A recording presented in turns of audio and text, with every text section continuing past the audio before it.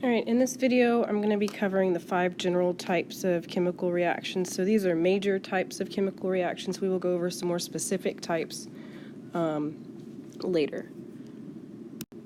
Alright, so the first type is going to be a synthesis reaction.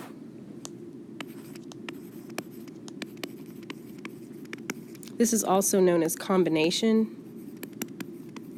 That's what we used to call it. A combination reaction has a general form. A plus B makes the compound AB.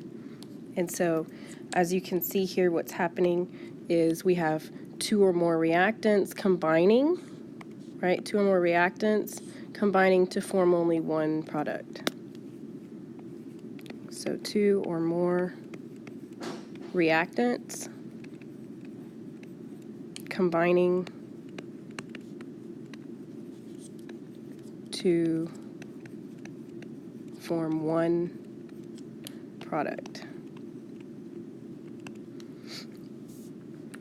So if you're trying to classify a type of reaction and you're looking at it and it has 2 or more reactants and only one product, then you would say that it was a synthesis reaction. So an example of this would be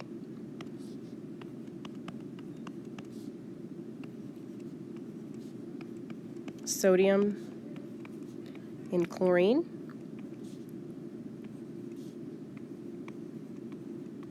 And it would make salt.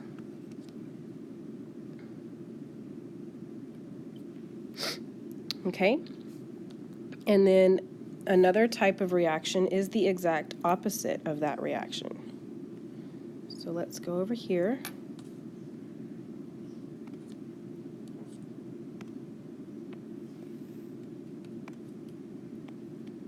So the second type is called a decomposition reaction.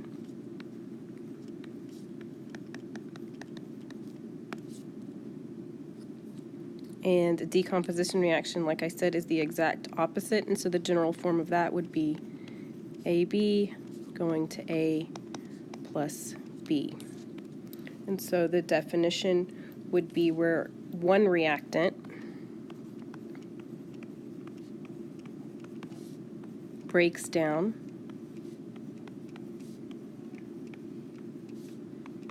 to 2 or more products. And so an example of this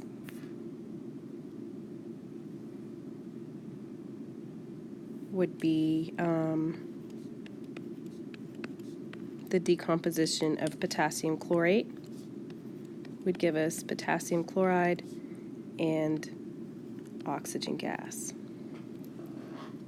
So we only have one reactant here, and we have two different products. And so that's how we would classify this as decomposition.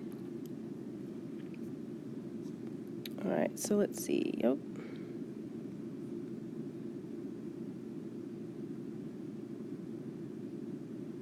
There we go. Now you can see both of them being compared to one another.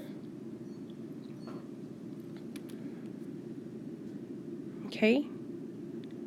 And then I'm going to try to move this over here so that we can compare them further.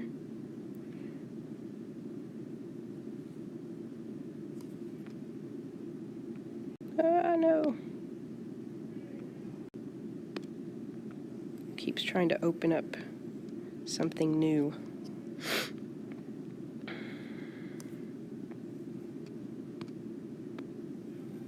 Okay. So then the third type of reaction that we're going to talk about is single replacement reaction.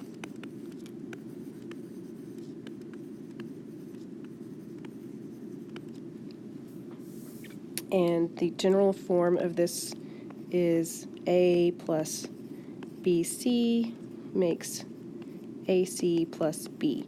And so if you take a look closer at this, you have A, and it's single, right? It's single, and it replaces B in the compound. And so B gets kicked out and becomes single, and A is then bonded to C. And so if I was going to try to put that into words, I would say a single element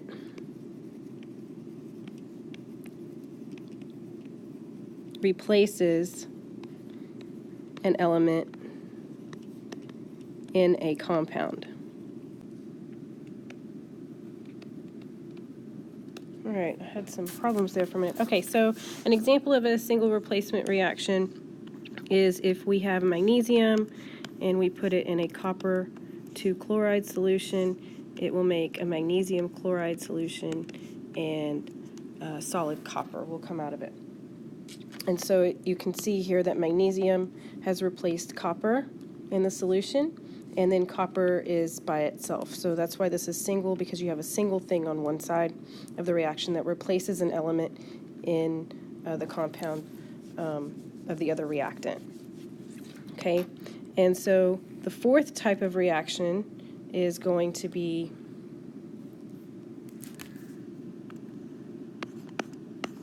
let me make this a little smaller, is going to be a double replacement.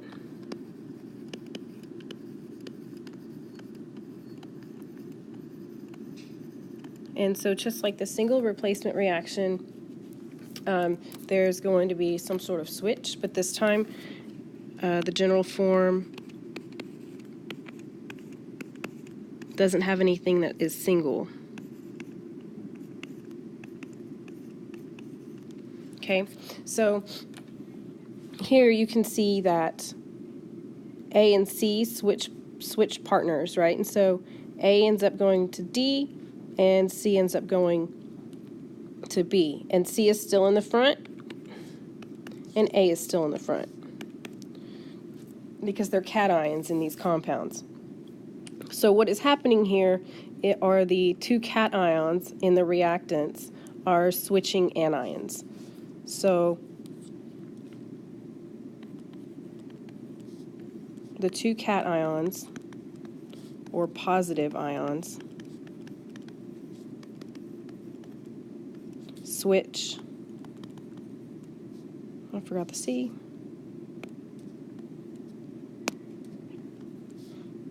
anions, which are negative ions. So these can be sometimes tricky to identify. I'm going to show you two of these because of that. And so the first one, we have silver nitrate, and we put it in a salt solution. We'll get silver chloride and sodium nitrate. And so you can see here that silver switches and goes with chlorine, and sodium switches and goes with nitrate. And so that's why this is a double replacement. And then we'll also have another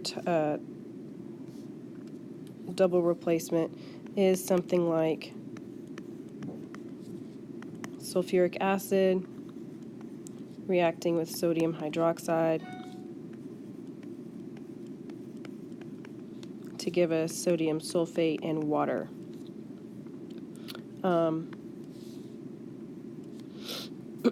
So you can see here sodium goes with sulfate, right?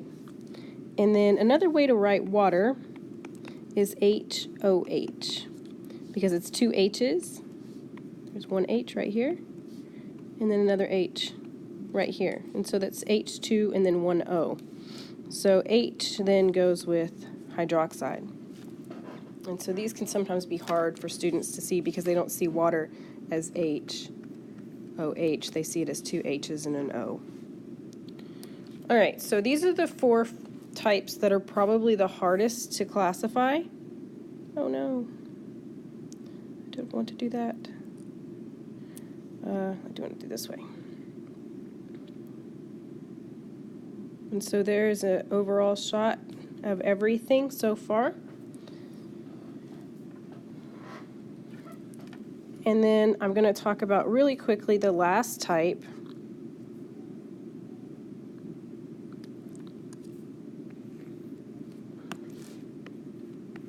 and it's a combustion reaction. And so combustion reactions, this is when something is burned.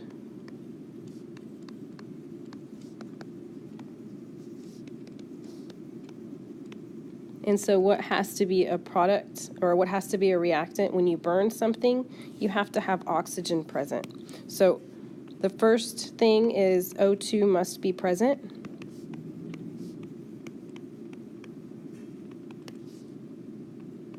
And then a second requirement, which is really hard to identify when you're just trying to identify different types of reactions. So I wouldn't expect you to be able to do this, but these combustion reactions are always exothermic. And so that means they give off heat or light, right? That's fire. They give off heat or light, or light. So anytime you have oxygen as a reactant, is the potential to be a combustion reaction, and I would expect you to write combustion reaction. So the different types or different examples that I can show you. The first one is if you have something like glucose and you burn it.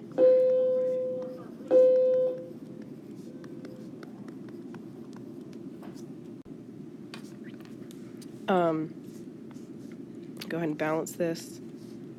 Okay, this is called a hydrocarbon because it has carbon and hydrogen in it. Even though there's oxygen present, it's still a hydrocarbon. And anytime we burn those, we're going to have oxygen as one of the other reactants, and we'll always make carbon dioxide and water. This is called complete combustion. All right. So if I had something like propane, let's say I'm grilling, and you've got propane, and it's undergoing combustion, that means it's reacting with oxygen, and it's going to make carbon dioxide and H2O. So that's the combustion of propane right here. To balance this, okay, and so these are called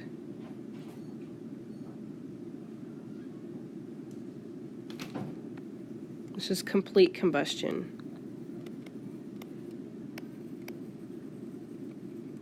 And anytime you write a combustion reaction, this is what I expect you to do. All I want you to know about incomplete combustion is incomplete combustion means there's not enough oxygen.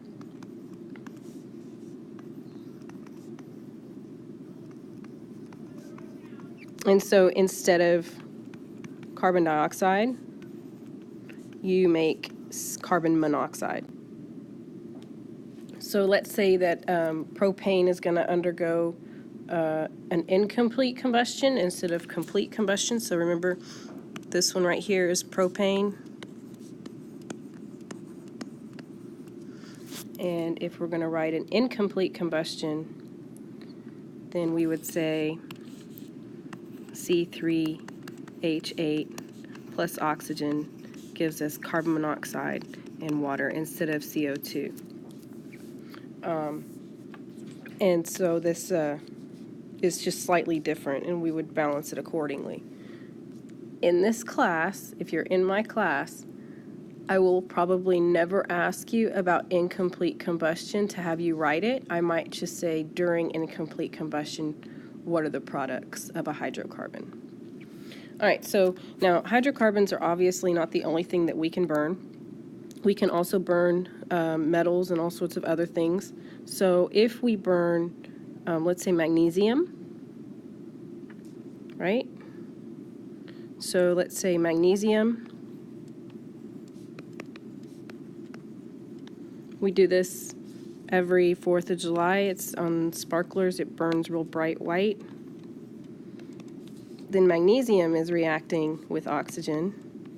And you're obviously not going to make carbon dioxide and water because you don't have any, there's no carbon here. There's no hydrogen. It's just magnesium. And so for the products here, magnesium is +2, oxygen is -2, and so your products are going to be MgO, and then we'd have to balance it. Or if aluminum is burned,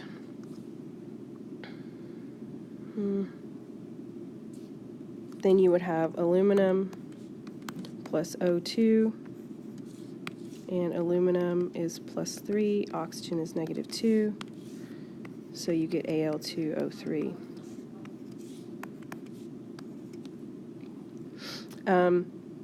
So we'll work on those later, but I just wanted you to kind of start seeing how that works. And I think that's it. All right, good luck.